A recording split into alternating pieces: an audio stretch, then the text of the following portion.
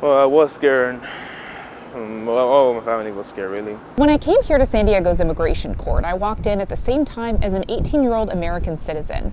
He said his uncle had a hearing the day before, but never came home, so he decided to come down here and see for himself if ICE had taken his uncle into custody. He said his uncle is a single father whose wife died giving birth to their 2-year-old twins. He said his uncle's been undocumented in the U.S. for about 19 years, and he had a hearing on Tuesday. At that point, the judge set the next hearing for January, and then silence. Immigration attorney Valerie Sagamini is one of several now seeing an uptick in arrests at ICE check-ins. Volunteer observers say it's been at least 10 a day here since Thursday. My understanding is from the ICE officers is that it's a directive from the administration to detain everybody. ICE arrests outside courtrooms here had been falling since a court order in late August. But now it seems there's been a shift. People are being told to check in with the agency on a different floor, and that's where ICE agents are then leading them away.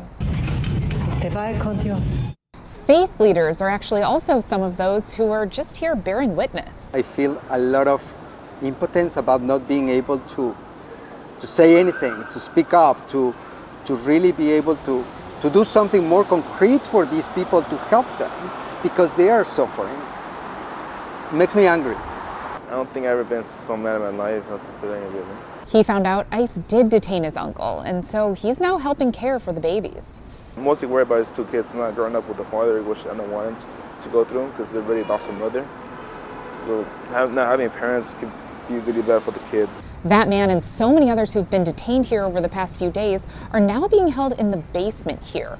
Immigration attorneys, families of detainees, and volunteers tell us that the basement is actually being used as a holding facility for people for several days because the Otay Mesa Detention Center is at capacity.